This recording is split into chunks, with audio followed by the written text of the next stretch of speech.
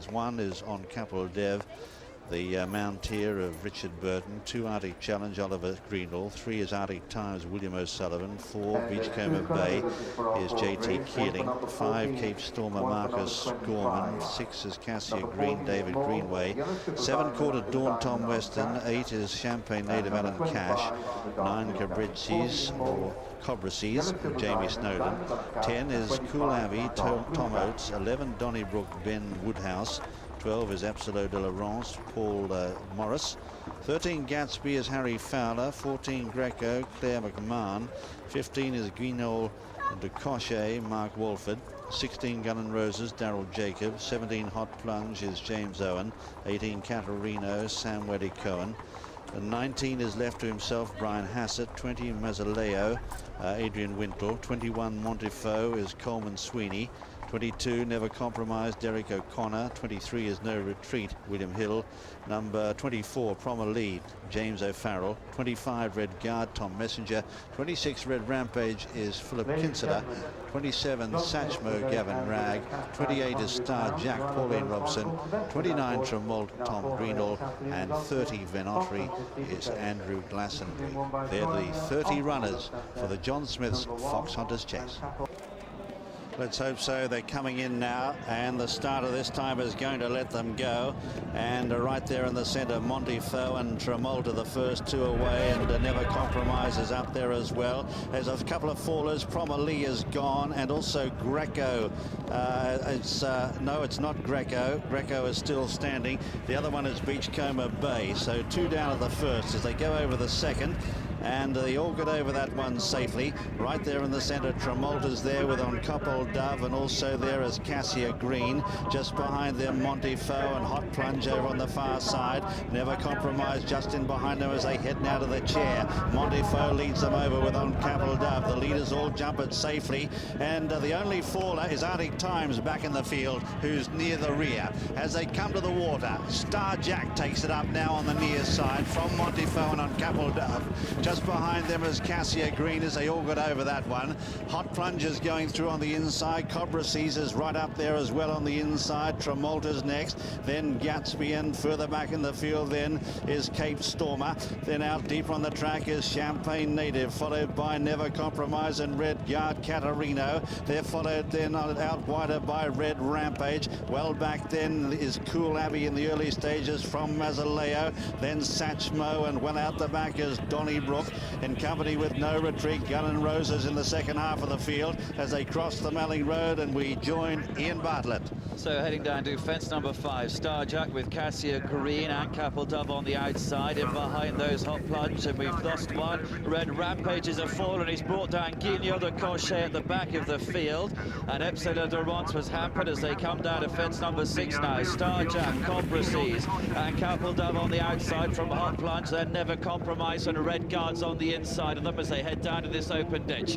Star Jack leads by about 1.5 lengths. Cobracies and Couple Dove, then Hot Plunge and Cape Stormer, Montifault. As they get over it now, we've lost Gun and Roses, and also down there is Arctic Challenge. Gun and Roses and Arctic Challenge go to that ditch as they come down to their next plain fence then. Star Jack from Cobracies and Couple Dove with the noseband is over it in 3rd place as they continue on their journey towards Beecher's Brook, and we join Tony O'Hare. Coming to the fence before Beechers, and Star Jack the leader from On Couple Dove in 2nd. Cobracies on the inside, close up. Katarino makes ground towards the wide outside. Behind these is Cape Stormer, all safely over that one, including the back markers Greco as they come on towards Beecher's Brook now, and Star Mark Katarino on Couple Dove.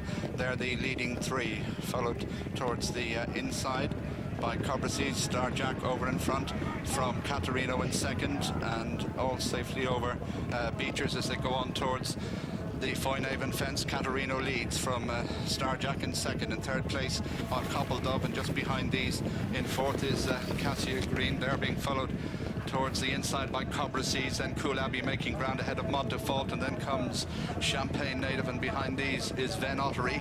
Then comes Hot Plunge, Never Compromise on the inside ahead of Cape Stormer at the canal turn, and Star Jack is the leader. followed in second place by Katarino, whose rider appeared to lose an Arden briefly there. Cobra Seas on Couple Dove, Cassia Green all safely over, and Jumping Valentine's. It's Star Jack the leader, mistake by Cobra Seas, and Never Compromise a Faller, mistake by Satchmo, as we go to Darren Owen. Satchmo's unseated its rider, so this is 5 out, and it's Star Jack who leads the charge. Montifault up along the inside, improving its position. The grey to the outside is Cassia Green. Katarino's in the firing line as well. Donnybrook was hampered there. Hot Plunge was a faller. Tremalta's fallen. Mazzilio has been pulled up, and this is the open ditch. It's 4 from home, and it's Star Jack who's coming to it in front. Star Jack from Montifault in second. Katarino to the outside. Cobra Seas has gone there. They've got 3 to jump, and it's Katarino who's eyeballing Star Jack, Montifault, Coole, Abbey, and Ven Autry in that white jacket to the outside is now improving. Red Guard has pulled up. They're jumping the third last and heading towards the Melling Road, and it's the former Triumph Hurdle winner Katarino by 3 parts of a length to Star Jack in second. Greco was a faller up along the inside. Green and white check jacket of Montifault. Coole, Abbey is within striking distance, and so too is Ven Autry. They're back on the racecourse proper. It's Katarino from Montifault over to Jim McGrath. Yes, racing onto the course proper now, and it's Sam Whaley-Cohen out in front here on Katarino, being challenged by Montifault. Coleman Sweeney, who's now joined him and gone through on the inside to take a narrow lead. They've drawn away now from Star Jack. Pauline Robson in third. What a great race she's run. And further back in the field is Ven Autry, followed out wider then by Court at Dawn. They race up now towards the second last in the Foxhunters, and on the near side Katarino is the leader here from Montifault. They come towards it. Katarino lands over it in the lead from Montifault. They're well clear of Court at Dawn. Ven Autry, Star Jack is behind them. Coole, Abbey battling on Capital Dove is further back from No Retreat. Coming towards the last, Katarino for Sam Whaley-Cohen lands over 2 or 3 lengths clear. Montifault's under pressure. Court at Dawn is now starting to run on, followed then by Ven Autry, and further back Coole, Abbey. They race towards the elbow in the Foxhunters. Sam Whaley-Cohen on Katarino, about 4 lengths clear. Court at Dawn is starting to run on now down the outside. It's Katarino holding on though, about 3 or 4 lengths clear. Court at Dawn is trying hard to pick him up, but the versatile Katarino, another big winner for Sam Whaley-Cohen. He's 2 or 3 lengths clear, stopping near the line, but he's got enough in hand to score. Katarino wins the Foxhunters. In second place, Court at Dawn. Montifault is third. Coole, Abbey fourth. On Capital Dove is fifth. No Retreat might have just snatched 6th ahead of Ven Autry. Then Star Jack. Behind them is Cape Stormer, and further back Champagne Native, Donnybrook. Then Cassia Green. Behind them is left to himself. Epsilon de la Rance is the last finisher. And the winner is Katarino, a heavily backed favourite here, owned by Robert Whaley-Cohen, trained by him and ridden by his son Sam Whaley-Cohen, who did so well at Cheltenham, winning the Mildmay Fleet on Libertine, and another big winner today. Second, number 7, Court at Dawn, Tom Weston. What a race he ran. And third, number 21, Montifault, Coleman Sweeney, Every Chance. And fourth, number 10, that was Coole, Abbey, Mr. Tom Oates. Well, let's take a look back at what exactly happened, where your horse went, pulled up, fell, unseated, whatever. We lost 2 at the first fence, and that was Promilly and Beachcomber Bay. Yes, if you look for the light green colours of Seamus O'Farrell, his son James was actually riding. He finished second in the Foxhunters, going a fair old clip here, and it all happens in the middle. It's just yeah, very difficult to pick out, but I think both of them are down as unseated. They won't be very happy about that, but they were given no chance.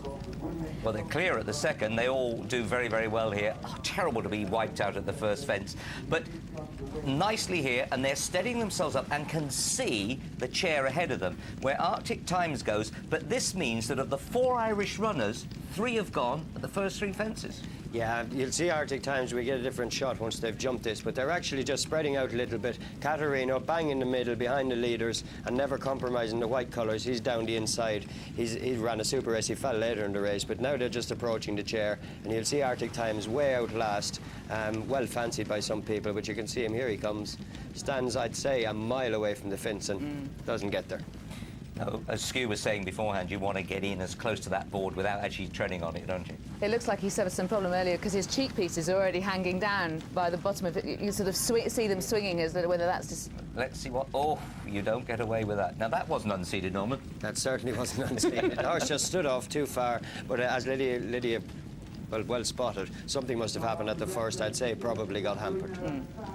We're heading out for the second circuit. And what a big confidence restorer this is, the water jump after jumping the chair.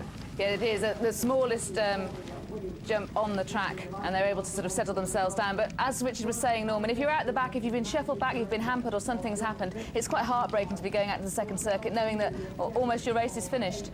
Yes, Tremont is the horse that falls later on. Now, he was back in the black and white and orange colours. He was in the middle there. But as they come here, it's Pauline Robson. Look at the white-faced horse. She's on Star Jack, setting them a merry gallop. Yeah, she is. She's racing very prominently, and on her inside, Cobra Seas under Jamie Snowden. That horse makes a series of mistakes, Norman, and eventually pays the price much later on. Yeah, we mentioned him earlier, only a 7-year-old, and he did eventually pay the price. He was getting lower and lower, but he got a lot further than I thought he would after I saw a couple of the mistakes. But interesting for these amateur riders, a lot of them went, as you can see, wide outside, crossing the Melling Road and heading down to which can be a tricky fence, the first one in the National on Saturday. There you see them well spread out, all giving themselves a little bit of light. The winner is well towards the outside, Katarino, just behind the grey horse on the outside. Well, we lose a couple at this. Red Rampage falls, I do believe, and he brings down Guinel de Cochet, and he also hampers Epsilon de la Ronce, who eventually finishes 12th. Yes, Guinel de Cochet had nowhere to go. Mark Walford just exiting there. I mean, it's one of those things when they're tightly packed. Absolutely horrifying. Isn't that a great shot? Unless you really feel like you're in it, don't you? Unless you're a piece of birch. Then it's not so great, is it? Let's take a look at another angle and see exactly what happened to Red Rampage. Quite often here horses over jump, you know, because there's been a long way since the last jump. There's Gun and Roses going.